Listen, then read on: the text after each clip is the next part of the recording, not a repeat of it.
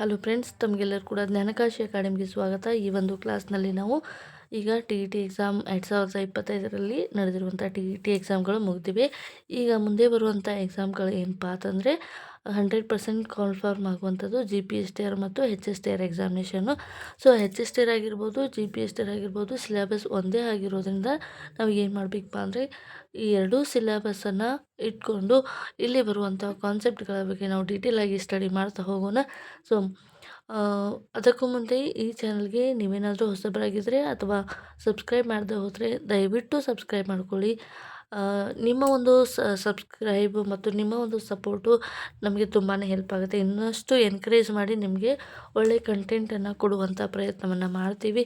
ಅದಕ್ಕಾಗಿ ನಿಮ್ಮ ಒಂದು ಸಬ್ಸ್ಕ್ರೈಬ್ ಮತ್ತು ನಿಮ್ಮ ಒಂದು ಲೈಕ್ ನಮಗೆ ಬೇಕಾಗುತ್ತೆ. ಹಾಗಾದರೆ ಈ ಒಂದು ವಿಡಿಯೋಗೆ ಸಂಬಂಧಿಸಿದ ಏನಾದರೂ ಡೌಟ್ಸ್ಗಳಿದ್ದರೆ, ಯಾವುದಾದ್ರೂ GPST ಎಕ್ಸಾಮಿನೇಷನ್ಗೆ ಸಂಬಂಧಿಸಿದ ಡೌಟ್ಸ್ಗಳಿದ್ದರೆ, ಗಣಿತ ವಿಷಯಕ್ಕೆ ಸಂಬಂಧಿಸಿದ್ದು ದಯವಿಟ್ಟು ಕಮೆಂಟ್ ಬಾಕ್ಸಲ್ಲಿ ನೀವು ಕಮೆಂಟನ್ನು ಕೂಡ ತಿಳಿಸ್ಬೋದು. ಸೊ ಈಗ ನಾವು ಸಂಖ್ಯಾ ಪದ್ಧತಿಯಲ್ಲಿ ಬರುವಂಥ ಸಂಖ್ಯಾ ಪದ್ಧತಿ ಅಂದರೆ ಇಡೀ ಮ್ಯಾಥ್ಸಲ್ಲಿ ಯಾವ ರೀತಿಯಾಗಿ ಟ್ವಿಸ್ಟಾಗಿ ನಂಬರನ್ನು ಕೂಡ ಕೇಳಿಸ್ಬೋದು. ನಂಬರ್ ಮೇಲೆ ವರ್ಕ್ ಆಗುವಂಥ ನಂಬರ್ ಮೇಲೆ ಬರುವಂಥ ಕೆಲವೊಂದಿಷ್ಟು ಕಾನ್ಸೆಪ್ಟ್ಗಳನ್ನು ನಾವು ಸಂಖ್ಯಾ ಪದ್ಧತಿ ಅಂತ ಕರಿತೀವಿ. ಈಗ ಆಲ್ರೆಡಿ ಸಂಖ್ಯಾ ಪದ್ಧತಿಗೆ ಸಂಬಂಧಿಸಿದ ಹಾಗೆ ಕೆಲವೊಂದಿಷ್ಟು ವಿಡಿಯೋಗಳನ್ನು ನಾನು ಅಪ್ಲೋಡ್ ಮಾಡಿದ್ದೀನಿ.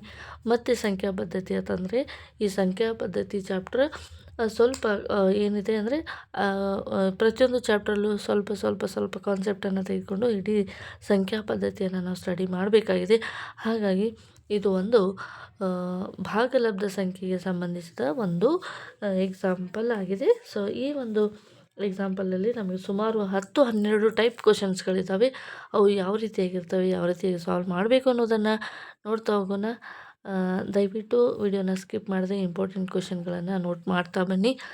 ಓಕೆ, ಇವಾಗ ಸ್ಟಾರ್ಟ್ ಮಾಡೋಣ. ಮೊದಲನೇ ಪ್ರಶ್ನೆ ಈ ರೀತಿಯಾಗಿದೆ. ಒಂದು ಸಂಖ್ಯೆಯನ್ನು 602ರಿಂದ ಭಾಗಿಸಿದಾಗ ಭಾಗಲಬ್ಧ 5 ಮತ್ತು ಶೇಷವು 36 ಆದರೆ ಶೇಷ 36 ಆದರೆ ಆ ಸಂಖ್ಯೆಯನ್ನು ಕಂಡುಹಿಡಿಯಿರಿ. ಈ ರೀತಿಯಾದ ಭಾಗಲಬ್ಧ ಭಾಗಿಸಿದಾಗ ಅಂತ ಕೊಟ್ಟಿದ್ದಾರೆ, ಭಾಗಲಬ್ಧ ಸಂಖ್ಯೆಯನ್ನು ಕೊಟ್ಟಿದ್ದಾರೆ, ಶೇಷವನ್ನು ಕೊಟ್ಟಿದ್ದಾರೆ. ಹೀಗಿದ್ದಾಗ ನಾವು ಯಾವ ರೀತಿಯಾಗಿ ಸಾಲ್ವ್ ಮಾಡಬೇಕು ಅನ್ನೋದು ನೋಡ್ತಾ ಹೋಗೋಣ. ನಮಗೆ ಒಂದು ಸೂತ್ರ ಇದೆ. ಭಾಜ್ಯ, ಭಾಗಲಬ್ಧ ಮತ್ತು ಶೇಷ ಇದ್ದಾಗ ಇದರ ಒಂದು ರಿಲೇಷನ್ ಇರುವಂಥ ಒಂದು ಸೂತ್ರ ಇದೆ. ಏನಪ್ಪ ಸೂತ್ರ ತಂದಾಗ ಅದು ಭಾಜ್ಯ ಇಸ್ ಈಕ್ವಲ್ ಟು ಭಾಜಕ ಮತ್ತು ಇಂಟು ಭಾಗಲಬ್ಧ ಪ್ಲಸ್ ಶೇಷ ಎನ್ನುವಂಥ ಸೂತ್ರ ಇದೆ. ಈ ಸೂತ್ರ ಹೇಗೆ ಬರುತ್ತೆ, ಇದನ್ನು ಯಾವ ರೀತಿಯಾಗಿ ನಾವು ಫೈಂಡ್ ಔಟ್ ಮಾಡಬೇಕು? ಈಗ ನಾನು ಒಂದು ಉದಾಹರಣೆಯನ್ನು ಕೊಡ್ತೀನಿ. 10 ಇದೆ. 10ಕ್ಕೆ ನಾನು 2ರಿಂದ ಭಾಗಿಸ್ತಾ ಇದ್ದೀನಿ. ಓಕೆ, 2 5 10, ಈಗ ಶೇಷ 0 ಬಂತು. ಇವಾಗ ನೋಡಿ, ಇದು ಒಂದು ಎಕ್ಸಾಂಪಲ್ ಕೊಡ್ತಾ ಇದ್ದೀನಿ. ಈಗ ನೋಡಿ, ಭಾಜ್ಯ ಅಂದರೆ ಏನು? ಭಾಜ್ಯ ಅಂದರೆ ಅದು 10 ಭಾಜ್ಯ ಆಗಿರುತ್ತೆ. ಭಾಜಕ ಅಂದರೆ ಏನು? 2, ಇದು ಭಾಜಕ. ಭಾಜ್ಯ ಅಂದರೆ 10, ಭಾಜಕ ಅಂದರೆ 10, ಭಾಜಕ ಅಂದರೆ 2. ಭಾಗಲಬ್ಧ ಅಂದರೆ ಅದು 5, ಶೇಷ ಎಷ್ಟಿದೆಪ್ಪ? 0 ಇದೆ. ಹಾಗಾಗಿ 10 = 10 ಆಗುತ್ತೆ. ಸೊ ಈ ರೀತಿಯಾಗಿ ಇದು ಒಂದು ಸೂತ್ರ ಇದೆ. ಯಾವ ಸಂಖ್ಯೆ ಭಾಗಿಸ್ತಾ ಇದೆ ಆ ಸಂಖ್ಯೆಗೆ ನಾವು ಭಾಜಕ ಅಂತ ಹೇಳಿ ಕರಿತೀವಿ. ಯಾವ ಸಂಖ್ಯೆ ಭಾಗಿಸ್ಕೊಳ್ತಾ ಇದೆ ಅದು ಸಂಖ್ಯೆ 10 ಆಗಿರುತ್ತೆ. ಹಾಗೆ ಈ ರೀತಿ ಭಾಜ್ಯ ಮತ್ತು ಭಾಜಕದ ನಡುವೆ ಉಂಟಾದ ಒಂದು ಪ್ರಾಡಕ್ಟ್, ಒಂದು ಆನ್ಸರ್ ಏನಾಗಿರುತ್ತೆ ಅಂದರೆ ಭಾಗಲಬ್ಧ ಆಗಿರುತ್ತೆ. ಈ ಭಾಗಲಬ್ಧದ ನಡುವೆ ಯಾವುದಾದ್ರೂ ಎಕ್ಸ್ಟ್ರಾ ಟರ್ಮ್ಸ್ ಏನಾದರೂ ಉಳಿದ್ರೆ ಇದಕ್ಕೆ ಶೇಷ ಅಂಥೇಳಿ ಕರಿತೀವಿ. ಓಕೆ, ಇಲ್ಲಿ ಯಾವುದೇ ರೀತಿಯಾದ ಶೇಷ ಇಲ್ಲ. ಹಾಗಾಗಿ ಈ ರೀತಿಯಾಗಿ ನಾವು ಈ ಒಂದು ಸೂತ್ರವನ್ನು ಫಾರ್ಮೇಷನ್ ಮಾಡ್ತೀವಿ. ಈ ಒಂದು ಸೂತ್ರವನ್ನು ಯೂಸ್ ಮಾಡಿಕೊಂಡು ಕೊಟ್ಟಿರುವಂಥ ಪ್ರಶ್ನೆಯನ್ನು ಯಾವ ರೀತಿಯಾಗಿ ಸಾಲ್ವ್ ಮಾಡಬೇಕು ಅಂತ ನೋಡ್ತಾ ಹೋಗೋಣ. ಸೊ ಇವಾಗ ನಾವು ಭಾಜಕ, ಇಲ್ಲಿ ಏನಿದೆ ಅಂದರೆ ಭಾಜಕ, ಒಂದು ಸಂಖ್ಯೆಯನ್ನು 102ರಿಂದ ಭಾಗಿಸಿದಾಗ ಅಂದರೆ ಯಾವುದೇ ಸಂಖ್ಯೆಯಿಂದ ಭಾಗಿಸ್ತಾ ಇದ್ದೀವಿ ಅದು ಭಾಜಕ ಆಗಿರುತ್ತೆ. ಹಾಗೆ 602 ಎನ್ನುವಂಥದ್ದು ಭಾಜಕ ಆಗಿರುತ್ತೆ. ಹಾಗಾಗಿ ಇಲ್ಲಿ ಭಾಗಲಬ್ಧ ಎಷ್ಟು ಬರುತ್ತೆ ಅಂತ ಹೇಳಿದ್ದಾರೆ. ಭಾಗಲಬ್ಧ 5 ಬರುತ್ತೆ ಅಂತ ಹೇಳಿದ್ದಾರೆ. ಇಂಟು 5 ಶೇಷ 36 ಬರುತ್ತೆ ಪ್ಲಸ್ 36. ಸೊ ಇದನ್ನು ಕ್ಯಾಲ್ಕುಲೇಟ್ ಮಾಡಿ ಆ ಸಂಖ್ಯೆಯನ್ನು ಕಂಡುಹಿಡಿರಿ. ಆ ಸಂಖ್ಯೆ ಯಾವುದಪ್ಪ ಅಂದರೆ ಭಾಜ್ಯ ಆಗಿರುತ್ತೆ. ಸೊ 602 ನಾವು ಕ್ಯಾಲ್ಕುಲೇಷನ್ ಮಾಡಿದಾಗ 5 2 10, 5 1 5, 1 ಕಾಮ ಬಂತು, 5 5 6 30 ಪ್ಲಸ್ 36 ಅಂದರೆ ಆನ್ಸರ್ ಎಷ್ಟು ಬತ್ತಪ್ಪ ಅಂದರೆ 3046 ಎನ್ನುವಂಥದ್ದು ನಮಗೆ ಆನ್ಸರ್ ಸಿಗ್ತಾಯಿದೆ. ಇದು ಭಾಜಕ ಆಗಿರುತ್ತೆ. ಈ ರೀತಿಯಾಗಿ ನಾವು ಕೊಟ್ಟಿರುವಂಥ ಸಂಖ್ಯೆಗಳಿಂದ ಭಾಜಕವನ್ನು ಕಂಡುಹಿಡಿಬೋದು. ಇದು ಟೈಪ್ 1 ಕ್ವಶನ್. ಟೈಪ್ 2 ಯಾವ ರೀತಿಯಾಗಿರುತ್ತೆ ಅಂತ ನೋಡ್ತಾ ಹೋಗೋಣ. ಓಕೆ, ಇವಾಗ ಟೈಪ್ 2 ಕ್ವಶನನ್ನು ನೋಡೋಣ ಯಾವ ರೀತಿಯಾಗಿದೆ. 3792 ಒಂದು ಸಂಖ್ಯೆಯಿಂದ ಭಾಗಿಸಿದಾಗ ಭಾಗಲಬ್ಧ 12 ಮತ್ತು ಶೇಷ 0 ಆದರೆ ಭಾಜಕವನ್ನು ಕಂಡುಹಿಡಿಯಿರಿ. ಸೊ ಸೂತ್ರ ಏನಿದೆ ಅಂತ ನಿಮಗೆ ಗೊತ್ತಿದೆ. ಭಾಜ್ಯ ಈಸ್ ಈಕ್ವಲ್ ಟು ಭಾಜಕ. ಸೊ ಈ ರೀತಿಯಾಗಿ ಪ್ರಶ್ನೆ ಇದೆ. ಈ ಪ್ರಶ್ನೆಯಲ್ಲಿ ನಮ್ಗೆ ಏನನ್ನು ಕೊಟ್ಟಿದ್ದಾರೆ ಅಂತ ನೋಡ್ಕೊತಾ ಹೋಗೋಣ. ನಾವೀಗ ಏನನ್ನು ಕಂಡುಹಿಡಬೇಕಾಗಿದೆ? ಭಾಜಕವನ್ನು ಕಂಡುಹಿಡಬೇಕಾಗಿದೆ. ಭಾಜ್ಯವನ್ನು ಕೊಟ್ಟಿದ್ದಾರೆ 3792 ಇಸ್ ಈಕ್ವಲ್ ಟು ಭಾಜಕ ಕಂಡುಹಿಡಬೇಕಾಗಿದೆ. ಭಾಜಕ ಆ್ಯಸ್ ಇಟ್ ಈಸ್ ಹಂಗೆ ಬರ್ಕೊಳ್ಳೋಣ. ಭಾಗಲಬ್ಧ 12 ಇದೆ, ಶೇಷ 0 ಇದೆ.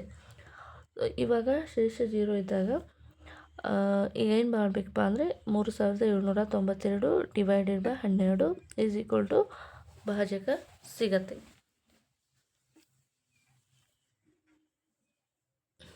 ಈ ಸಂಖ್ಯೆ 12ರಿಂದ ಭಾಗ ಹೋಗುತ್ತೆ. 12 1 12, 12 3 36, ಕ್ಯಾರಿ ಬರುತ್ತೆ. 12 1 12, 12 1 12 ಉಳಿದಿರುವಂಥದ್ದು ಏನಪ್ಪ ಅಂತಂದರೆ ನೆಕ್ಸ್ಟು 12 6. ಸೊ ಇವಾಗ ಭಾಜಕ ಎನ್ನುವಂಥದ್ದು 316 ಬರ್ತಾಯಿದೆ. ಇದು ಟೈಪ್ 2 ಕ್ವಶನ್ ಈ ರೀತಿಯಾಗಿತ್ತು. ಟೈಪ್ 3 ಕ್ವಶನ್ ಯಾವ ರೀತಿಯಾಗಿದೆ ಸಂಖ್ಯಾ ಪದ್ಧತಿಯಲ್ಲಿ ನೋಡ್ತಾ ಹೋಗೋಣ. ಇದು ಭಾಜಕ ಮತ್ತು ಭಾಗಲಬ್ಧ ಮತ್ತು ಶೇಷ ಮತ್ತು ಭಾಜ್ಯ ಸಂಖ್ಯೆಗಳ ನಡುವೆ ಸಂಬಂಧಿಸಿದಂಥ ಒಂದು ಸಂಖ್ಯೆ ಆಗಿದೆ. ಒಂದು ಪ್ರಶ್ನೆ ಆಗಿತ್ತು.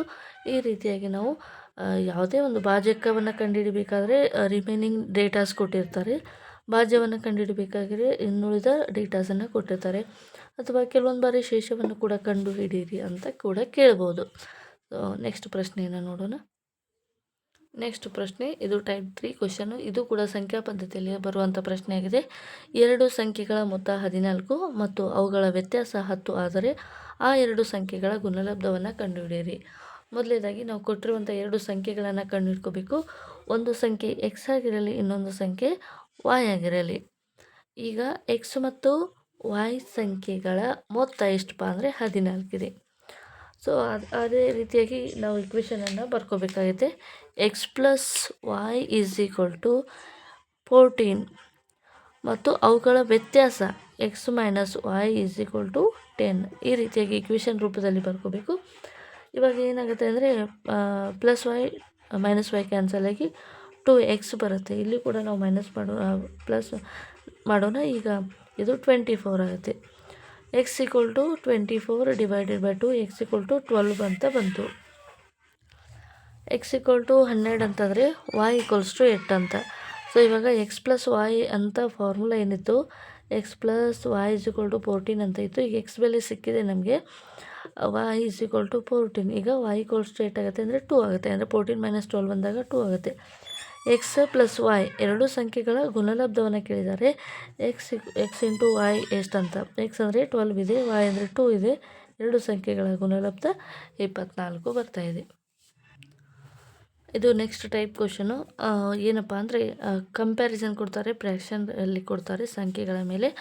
ಒಂದು ಸಂಖ್ಯೆಯು 3ನೇ 1ರಷ್ಟು, 6ನೇ 1ರಷ್ಟು, 3ನೇ 2ರಷ್ಟು, 64 ಆದರೆ ಆ ಸಂಖ್ಯೆ ಯಾವುದು ಅಂತ ಪ್ರಶ್ನೆ ಇದೆ. ಸೊ ಏನು ಕೊಟ್ಟಿದ್ದಾರೆ ಸ್ಟೇಟ್ಮೆಂಟ್ ಮೂಲಕ ನಾವು ಬರ್ಕೊತಾ ಹೋಗೋಣ. ಒಂದು ಸಂಖ್ಯೆ ಅಂದಿದ್ದಾರೆ, ಅದು ಒಂದು ಸಂಖ್ಯೆ ನಮಗೆ ಗೊತ್ತಿಲ್ಲ, ಅದನ್ನು ಎಕ್ಸ್ ಅಂತ ಹೇಳಿ ಬರ್ಕೊಳ್ಳೋಣ. ಒಂದು ಸಂಖ್ಯೆಯು 3ನೇ 1ರಷ್ಟು, ಎಕ್ಸ್ ಸಂಖ್ಯೆಯ 3ನೇ 1ರಷ್ಟು ಮತ್ತು 6ನೇ 1ರಷ್ಟು ಮತ್ತು 2/3 ಇದು ಎಷ್ಟಕ್ಕೆ ಸಮನಾಗಿರುತ್ತೆ? 64ಕ್ಕೆ ಸಮನಾಗಿರುತ್ತೆ. ಈಗ ರ ರ ರ ಅಂತ ಬರೆದ್ರೆ ಇದರ ಅರ್ಥ ಏನಪ್ಪ ಅಂದರೆ ಮಲ್ಟಿಪ್ಲಿಕೇಶನ್. ಅಂದರೆ ಬೋರ್ಡ್ ಮಾಸ್ ರೂಲಲ್ಲಿ ಬ್ರ್ಯಾಕೆಟ್ ಆಫ್ ಅಂತ ಏನು ಕರಿತೀವಿ, ನಾವು ಕನ್ನಡದಲ್ಲಿ ರ ಅಂತ ಯೂಸ್ ಮಾಡ್ತೀವಿ. So x into 1/3 into 1/6 into 2/3 equal to 64. ಇವಾಗ ನಾವು ಇದನ್ನು ಕ್ಯಾಲ್ಕುಲೇಟ್ ಮಾಡಬೇಕು. ಇದು ಮೇಲ್ಗಡೆ ಇರುವಂಥ ಎಲ್ಲ ಸಂಖ್ಯೆಗಳು 2x ಆಗಿರಲಿ, ಡಿನಾಮಿನೇಟ್ರಲ್ಲಿ ಇರುವಂಥ ಸಂಖ್ಯೆಗಳು, ಛೇದದಲ್ಲಿರುವಂಥ ಸಂಖ್ಯೆಗಳು 64ನೊಂದಿಗೆ ಮಲ್ಟಿಪ್ಲಿಕೇಶನ್ ಆಗುತ್ತೆ. 6 3 ಡಿವೈಡೆಡ್ ಬೈ ಈ 2 ಎರೇಜ್ ಮಾಡಿ ಡಿನಾಮಿನೇಟ್ರಲ್ಲಿ ಬರೆಯೋಣ. ಸೊ 2 1 2 3. ಸೊ ಇವಾಗ ಎಕ್ಸ್ ಈಕ್ವಲ್ ಟು ಏನು ಬರುತ್ತೆ ನೋಡಿ, 64 into 3 3 9 9 3 27. So x equal to ಎಷ್ಟು ಬರುತ್ತೆ ಅಂದರೆ ಇದನ್ನು ಕ್ಯಾಲ್ಕುಲೇಟ್ ಮಾಡಿದಾಗ 7 3 7 4 28. ನೆಕ್ಸ್ಟ್ 56 57 ಈ ರೀತಿಯಾಗಿ ಕ್ಯಾಲ್ಕುಲೇಟ್ ಮಾಡಿದಾಗ ನಮಗೆ ಬರುವಂಥದ್ದು ಏನಪ್ಪ ಅಂದರೆ ಎಕ್ಸ್ ಈಕ್ವಲ್ ಟು 1728 ಅಂತ ಹೇಳಿ ಆನ್ಸರ್ ಬರುತ್ತೆ.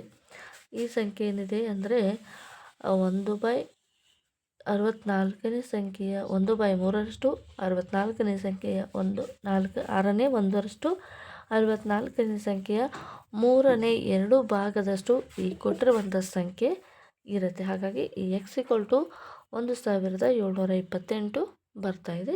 ಇದು ಟೈಪ್ 4 ಕ್ವಶನ್. ಟೈಪ್ 5 ಕ್ವಶನ್ ಯಾವ ರೀತಿಯಾಗಿರುತ್ತೆ ಅಂತ ನೋಡ್ತಾ ಹೋಗೋಣ. ಓಕೆ, ನೆಕ್ಸ್ಟ್ ಟೈಪ್ 5 ಕ್ವಶನ್ ಈ ರೀತಿಯಾಗಿದೆ. ಒಂದು ಸಂಖ್ಯೆ ಮತ್ತು ಆ ಸಂಖ್ಯೆಯ ವರ್ಗದ ಮೊತ್ತವು 156 ಆದರೆ ಆ ಸಂಖ್ಯೆ ಯಾವುದು ಅಂತ ಇದೆ. ಈ ರೀತಿಯಾದ ಪ್ರಶ್ನೆಗಳ ಹೇಳಿಕೆ ರೂಪದಲ್ಲಿ ಇರುವುದನ್ನು ನಾವು ಬರ್ಕೊತಾ ಹೋಗೋಣ. ಒಂದು ಸಂಖ್ಯೆ ಅಂದರೆ ಅದು ಎಕ್ಸ್ ಆಗಿರಲಿ, ಇನ್ನೊಂದು ಸಂಖ್ಯೆಯ ವರ್ಗ, ಒಂದು ಸಂಖ್ಯೆಯು ಅದೇ ಸಂಖ್ಯೆಯ ವರ್ಗದ ಮೊತ್ತ ಅಂದರೆ ಇದು ಎಕ್ಸ್ ಒಂದು ಸಂಖ್ಯೆ, ಇದೇ ಸಂಖ್ಯೆಯ ವರ್ಗ ಅಂತಂದರೆ ಅದು ಎಕ್ಸ್ ಸ್ಕ್ವೇರ್. ಅದು ಎಷ್ಟಕ್ಕೆ ಸಮನಾಗಿರುತ್ತೆ? 156ಗೆ ಸಮನಾಗಿರುತ್ತೆ. ಸೊ ಇದನ್ನು ನಾವು ಕ್ವಾಡ್ರೆಂಟ್ ಟರ್ಮಲ್ಲಿ ಅಂದರೆ ಕ್ವಾಡ್ರೆಟಿಕ್ ಪಾಲಿನಾಮಿಯಲಲ್ಲಿ ಬರ್ಕೊಳ್ಳೋಣ, ವರ್ಗ ಸಮೀಕರಣ ರೂಪದಲ್ಲಿ ಬರ್ಕೊಳ್ಳೋಣ. ಮೊದಲಿಗೆ x square plus x is equal to 156. Next ವರ್ಗ ಸಮೀಕರಣ ಆದರ್ಶ ರೂಪದಲ್ಲಿ ಕನ್ವರ್ಟ್ ಮಾಡಿದಾಗ x plus x minus 156 equal to 0. ಇದನ್ನು ನಾವೀಗೇನು ಮಾಡೋಣಪ್ಪ ಅಂದರೆ ಫ್ಯಾಕ್ಟ್ರೈಸೇಷನ್ ಮಾಡೋಣ. ಫ್ಯಾಕ್ಟ್ರೈಸೇಷನ್ ಮಾಡಿದಾಗ ಈಗ 156ಅನ್ನು ನಮಗೆ ಫ್ಯಾಕ್ಟ್ರೈಸೇಷನ್ ಮಾಡೋದು ಗೊತ್ತಿಲ್ಲ, ಆದರೆ ಯಾವ ರೀತಿಯಾಗಿ ಮಾಡಬೇಕು ಅನ್ನೋದನ್ನು ನೋಡ್ತಾ ಹೋಗೋಣ. ಸೊ ಮೊದಲಿಗೆ ನಾವು 156ರ ಅಪವರ್ತನವನ್ನು ಕಂಡುಹಿಡ್ಕೋಬೇಕು. ಆ ಅಪವರ್ತನಗಳ ಸಹಾಯದಿಂದ ನಾವು ಫ್ಯಾಕ್ಟ್ರೈಸೇಷನನ್ನು ಕಂಡುಹಿಡ್ಕೋಬೋದು. 2 7 14, 2 8 16, 2 3 6, 2 4 8, 2 1 2, 2 7 14. ಸೊ ಇವಾಗ 17 ಈಗ ಏನು ಬರುತ್ತೆ ಅಂದರೆ 17 ಎಂತಕ್ಕಂಥದ್ದು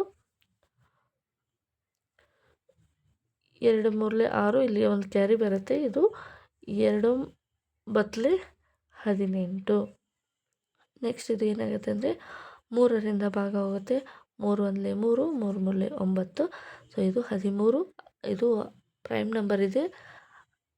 ಪ್ರೈಮ್ ನಂಬರ್ ಇರೋದ್ರಿಂದ ಯಾವುದೇ ನಂಬರಿಂದ ಡಿವಿಷನ್ ಆಗೋದಿಲ್ಲ, ಹಾಗಾಗಿ 13 1 13. ಸೊ ಇವಾಗ ನೋಡಿ 13 ಅಂತಾಯಿತು.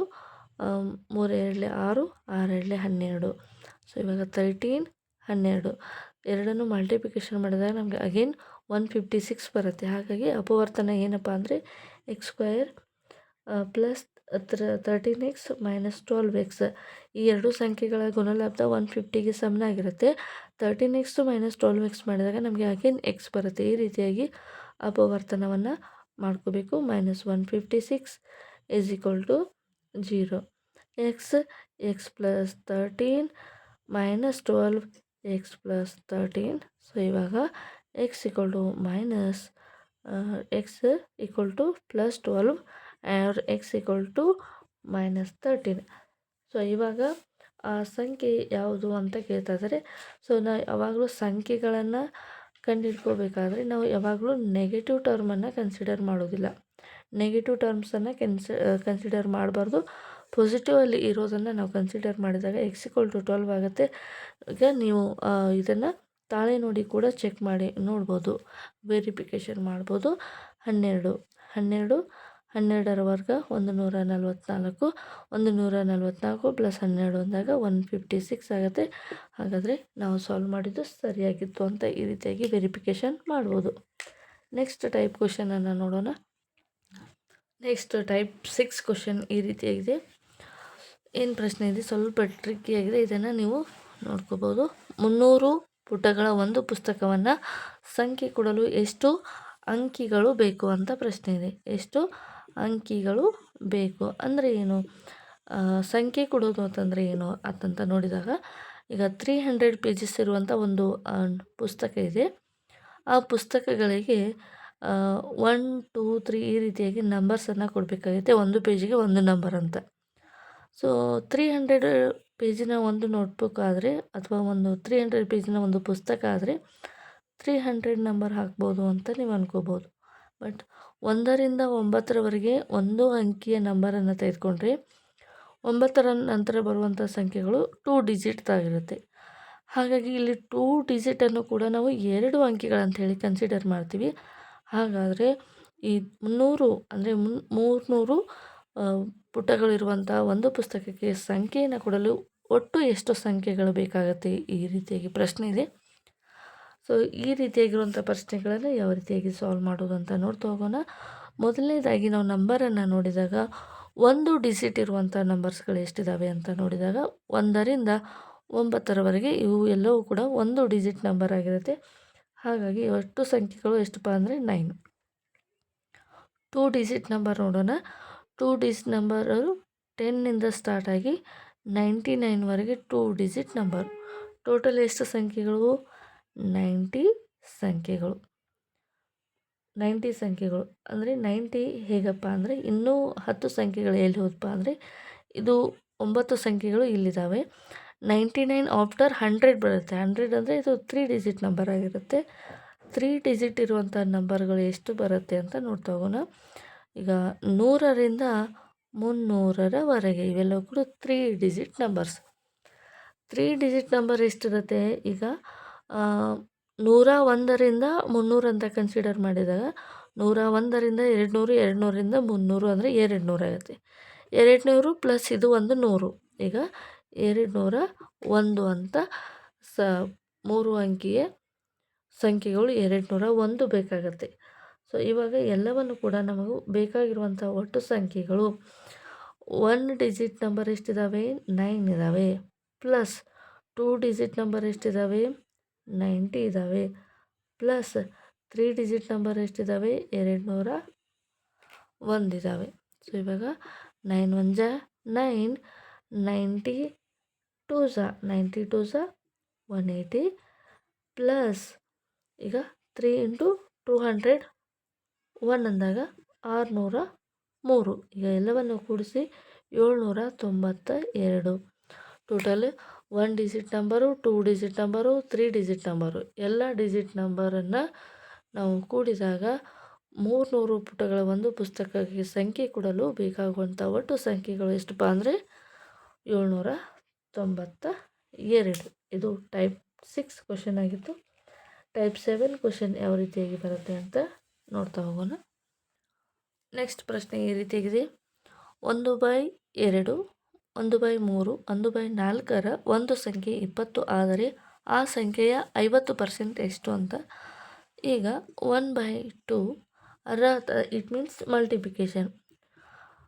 1/3 ಇಂಟು 1/4 ಒಂದು ಸಂಖ್ಯೆ ಇದೆ, ಆ ಸಂಖ್ಯೆ ಏನಾಗಿರಲಿ x ಆಗಿರಲಿ = 20 ಆಗಿರುತ್ತೆ. ಈಗ x ಇದೆಲ್ಲವೂ ಕೂಡ ಡಿನಾಮಿನೇಟರಲ್ಲಿ ಇರುವಂಥದ್ದು 20ಗೆ ಮಲ್ಟಿಪ್ಲಿಕೇಶನ್ ಆಗುತ್ತೆ. 20 ಇಂಟು 4 ಇಂಟು 3 ಇಂಟು 2. ಸೊ ಈಗ x = 480 ಆಗುತ್ತೆ. x = 480 ಆದರೆ ಇದರ 50%ನ್ನು ನಾವು ಕಂಡುಹಿಡ್ಕೋಬೇಕು. ಅಂದರೆ 100ಕ್ಕೆ 50 ಆದರೆ 480ಕ್ಕೆ ಎಷ್ಟು ಅಂತ ಈ ರೀತಿಯಾಗಿ ನಾವು ನೋಡ್ಕೊಂಡಾಗ, ಸೊ 480 ಕ್ರಾಸ್ ಮಲ್ಟಿಪ್ಲಿಕೇಶನ್ ಮಾಡಬೇಕು. 480 into 50 divided by 100. 0 0 0 0 ಕ್ಯಾನ್ಸಲು. 48 5 200 240 ಬರುತ್ತೆ. ಸೊ ಈಗ ಆ ಒಂದು ಸಂಖ್ಯೆ ಏನಿದೆ ಅದು 480. ಇದರ ಅರ್ಧದಷ್ಟು ಅಂತಂದಾಗ ಇದು ನಾವು ಈ ರೀತಿಯಾಗಿ ಕ್ಯಾಲ್ಕುಲೇಟ್ ಮಾಡೋಕ್ಕಿಂತಲೂ 50% ಅಂದರೆ ಅರ್ಧ, ಅದರ ಒಂದು 1/2% ಡಿವೈಡೆಡ್ ಬೈ 2 ಮಾಡಿದರೂ ಕೂಡ 240 ನಮಗೆ ಆನ್ಸರ್ ಇಲ್ಲೇ ಸಿಗ್ತಾಯಿತ್ತು. ಇದು ಟೈಪ್ 7 ಕ್ವಶನ್ ಈ ರೀತಿಯಾಗಿತ್ತು. ಟೈಪ್ 8 ಕ್ವಶನ್ ಯಾವ ರೀತಿಯಾಗಿರುತ್ತೆ ಅಂತ ನೋಡ್ತಾ ಹೋಗೋಣ ಸಂಖ್ಯಾ ಪದ್ಧತಿಯಲ್ಲಿ. ಸೊ ಟೈಪ್ 8 ಕ್ವಶನ್ ಈ ರೀತಿಯಾಗಿದೆ. 10⁻² ಇಸ್ ಈಕ್ವಲ್ ಟು 25 ಆದರೆ 10⁻² ಬೆಲೆ ಎಷ್ಟು ಅಂತ ಕೇಳ್ತಾ ಇದ್ದಾರೆ. ಸೊ ಇವಾಗ ಕೊಟ್ಟಿರುವಂಥ ಪ್ರಶ್ನೆ 10⁻² ಇಸ್ ಈಕ್ವಲ್ ಟು 25 ಅಂತ ಇದೆ. ಈ ರೀತಿಯಾಗಿರುವಂಥ ಪ್ರಶ್ನೆಗಳಿಗೆ ನಾವು ಎರಡೂ ಕಡೆಗೂ ಸ್ಕ್ವೇರ್ ರೂಟನ್ನು ಕನ್ಸಿಡರ್ ಮಾಡೋಣ. ಎರಡೂ ಕಡೆಗೂ ಸ್ಕ್ವೇರ್ ರೂಟನ್ನು ಕನ್ಸಿಡರ್ ಮಾಡಿದಾಗ 10⁻² is equal to square root of 25 ಬರುತ್ತೆ. ಇವಾಗ 10² ಇದೆ. ಇದು ಸ್ಕ್ವೇರು ಮತ್ತು ಸ್ಕ್ವೇರ್ ರೂಟ್ ಎರಡೂ ಕ್ಯಾನ್ಸಲ್ ಆಗುತ್ತೆ. 10⁻² ಮಾತ್ರ ಉಳಿಯುತ್ತೆ. ಇವಾಗ 25ರ ವರ್ಗಮೂಲ ಏನಿದೆ 5 ಆಗಿದೆ.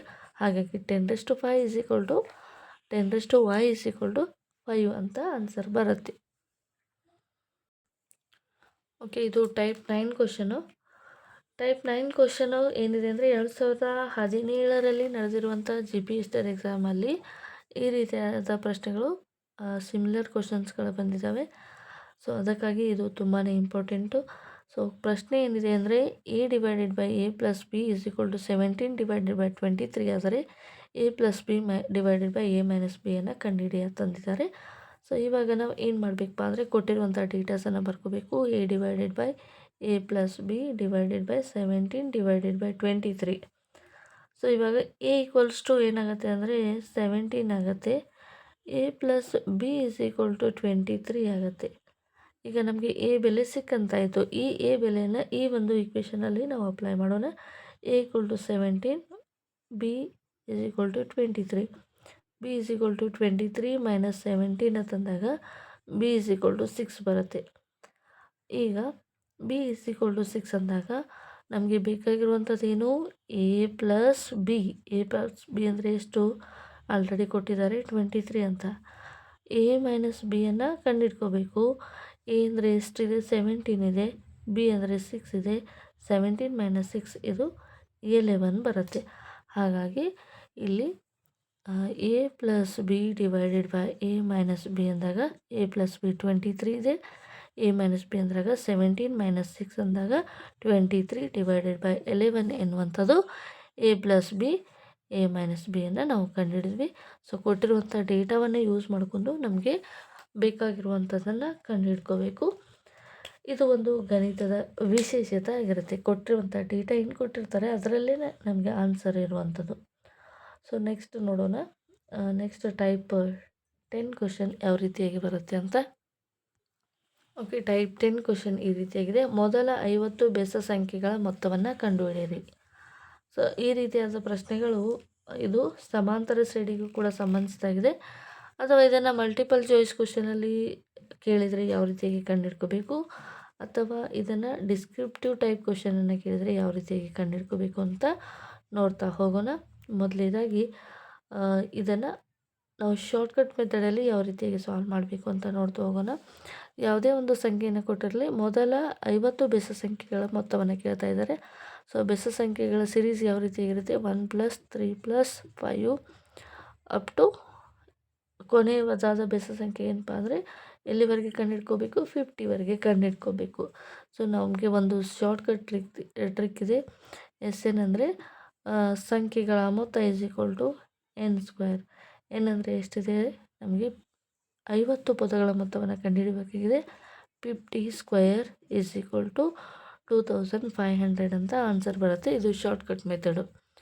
ಸೊ ಡಿಸ್ಕ್ರಿಪ್ಟಿವ್ ಟೈಪ್ ಕ್ವಶನ್ ಆಗಿದ್ದರೆ ಯಾವ ರೀತಿಯಾಗಿ ಸಾಲ್ವ್ ಮಾಡ್ಕೋಬೇಕು? ಮೊದಲನೇದಾಗಿ ಮೊದಲನೇ ಪದ ನಮಗೆ ಸೂತ್ರ ಗೊತ್ತಿದೆ. ಮೊದಲ n ಪದಗಳ ಮೊತ್ತವನ್ನು ಕೊಟ್ಟಾಗ SN is equal to n/2 into bracket 2a plus n minus 1 into d ಎನ್ನುವಂಥ ಸೂತ್ರ ಇದೆ. ಇದು ಸಮಾಂತರ ಶ್ರೇಣಿಗಳ ಮೊತ್ತವನ್ನು ಕೊಟ್ಟಾಗ ಬಳಸುವಂಥ ಸೂತ್ರ ಇದು. ಸೊ n ಅಂದರೆ ಎಷ್ಟಪ್ಪ ಅಂದರೆ 50 ಕೊಟ್ಟಿದ್ದಾರೆ. 50 ಡಿವೈಡೆಡ್ ಬೈ 2 2 ಇಂಟು ಎ ಮೊದಲನೇ ಸಂಖ್ಯೆ, ಎ ಅಂದರೆ ಮೊದಲನೇ ಸಂಖ್ಯೆ 1 ಆಗಿದೆ. ಡಿ ಅಂದರೆ ಸಾಮಾನ್ಯ ವ್ಯತ್ಯಾಸ. ಇಲ್ಲಿ 3 ಮೈನಸ್ 1 ಮಾಡಿ 2 ಬರುತ್ತೆ. 5 ಮೈನಸ್ 3 ಮಾಡಿ 2 ಬರುತ್ತೆ. ಸಾಮಾನ್ಯ ವ್ಯತ್ಯಾಸ ಕೂಡ ಒಂದೇ ಆಗಿದೆ, ಹಾಗಾಗಿ ಡಿ ಈಕ್ವಲ್ಸ್ ಟು 2 ಅಂತ ಆಯಿತು. ಓಕೆ, ಈಗ ಎ ಅಂದರೆ 1 ಇದೆ, ಎನ್ ಅಂದರೆ 50 ಇದೆ, -1 ಸಾಮಾನ್ಯ ವ್ಯತ್ಯಾಸ 2 ಇದೆ. ಸೊ 50 ಡಿವೈಡೆಡ್ ಬೈ 2 ಅಂದಾಗ 25 ಬರುತ್ತೆ. 2 1 2. ಈಗ 50 ಮೈನಸ್ 1 ಅಂದಾಗ 49 ಇಂಟು 2 ಮಾಡಿದಾಗ ಎಷ್ಟು ಬರುತ್ತೆ? 98 ಬರುತ್ತೆ. Into 98 again 25. 98 ಇಂಟು 2 ಅಂದಾಗ ಇದು 16, 18, 19, 196. 196 ಇಂಟು 25. ಸೊ 2 1 2 ಪ್ಲಸ್ ಇದು ಪ್ಲಸ್ 90, 25 ಇದು ಎಷ್ಟಾಗುತ್ತೆ? 99, 100. 25 ಇಂಟು 100 2500 ಅಂತ ಆನ್ಸರ್ ಬಂತು. ಸೊ ಈ ರೀತಿಯಾಗಿ ನಾವು ಸಮಾಂತರ ಶ್ರೇಣಿಯ ಮೊತ್ತವನ್ನು ಕಂಡುಹಿಡಿಯುವಂಥ ಸೂತ್ರವನ್ನು ಬಳಸಿ ಕೂಡ ನಾವು ಆನ್ಸರನ್ನು ಫೈಂಡ್ ಔಟ್ ಮಾಡ್ಬೋದು. ಸೊ ಶಾರ್ಟ್ಕಟ್ ಮೆಥಡಲ್ಲಿ ಯಾವ ರೀತಿಯಾಗಿ ಮಾಡಬೇಕು ಮಲ್ಟಿಪಲ್ ಚಾಯ್ಸ್ಗೆ. ಸೊ ಈ ರೀತಿಯಾಗಿ ಡಿಸ್ಕ್ರಿಪ್ಟಿವ್ ಆಗಿ 2 ಅಂಕದ ಪ್ರಶ್ನೆಗಳನ್ನು ಕೂಡ ಸಮಾಂತರ ಶ್ರೇಣಿಗಳ ಮೇಲೆ ಕೇಳಬಹುದು. ನೆಕ್ಸ್ಟ್ ಪ್ರಶ್ನೆ ಈ ರೀತಿಯಾಗಿದೆ. 1378 ಇದರ ಘಾತ 84 ಇದ್ದಾಗ ಬಿಡಿ ಸ್ಥಾನದ ಅಂಕಿ ಯಾವುದು? ಬಿಡಿ ಸ್ಥಾನದ ಅಂಕಿ ಯಾವುದು? ಈ ರೀತಿಯಾಗಿ ಪ್ರಶ್ನೆ ಇದೆ. ಸೊ ಈಗ ಒಂದು ಸಂಖ್ಯೆಯನ್ನು ಕೊಟ್ಟಿರ್ತಾರೆ, ಅದರ ವರ್ಗ ಸಂಖ್ಯೆ, ಅದರ ಒಂದು ಪವರ್ ಇಷ್ಟಿದೆ. ಹಾಗಾದರೆ ಬಿಡಿ ಸ್ಥಾನದಲ್ಲಿ ಇದನ್ನು ಸಾಲ್ವ್ ಮಾಡಿದಾಗ ಫೈನಲ್ ಆನ್ಸರ್ ಏನು ಬರುತ್ತೆ? ಆ ಆನ್ಸರ್ನ ಬಿಡಿ ಸ್ಥಾನದ ಸಂಖ್ಯೆ ಯಾವುದು ಅಂತ ಕೇಳ್ತಾ ಇದ್ದಾರೆ.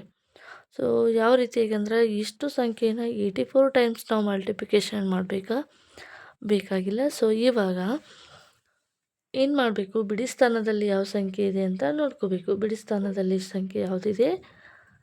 8 ಇದೆ. ಬಿಡಿ ಸ್ಥಾನದಲ್ಲಿ 8 ಇದೆ. ಇದನ್ನು ನಾವು ಈವನ್ ಟೈಮ್ಸ್ ಮಲ್ಟಿಪ್ಲಿಕೇಶನ್ ಮಾಡ್ತಾ ಹೋದಾಗ 8ರ ವರ್ಗ 64 ಬರುತ್ತೆ. 64 ಬಂದಾಗ ಇದರ ಬಿಡಿ ಸ್ಥಾನ ಯಾವಾಗಲೂ 4 ಆಗಿರುತ್ತೆ. ಈ ರೀತಿಯಾಗಿ ಮಲ್ಟಿಪಲ್ ಚಾಯ್ಸ್ಗಳಲ್ಲಿ ಕ್ವಶನ್ಗಳನ್ನು ಕೇಳ್ಬೋದು. ಈ ರೀತಿಯಾಗಿ ಬಿಡಿ ಸ್ಥಾನ, ಸ್ಥಾನ ಬೆಲೆ, ಮುಖ ಬೆಲೆಗೆ ಸಂಬಂಧಿಸಿದಾಗೆ ಟ್ವಿಸ್ಟ್ ಮಾಡಿ ಕ್ವಶನ್ಸ್ಗಳನ್ನು ಕೇಳ್ತಾರೆ. ಇದೇ ರೀತಿಯಾದ ವಿಡಿಯೋಗಳಿಗಾಗಿ ನಮ್ಮ ಚಾನಲನ್ನು ಸಬ್ಸ್ಕ್ರೈಬ್ ಮಾಡ್ಕೊಳ್ಳಿ. ಇಷ್ಟೊತ್ತು ಈ ಒಂದು ವಿಡಿಯೋನ ನೋಡೋದಕ್ಕೆ ಥ್ಯಾಂಕ್ ಯು ಸೋ ಮಚ್.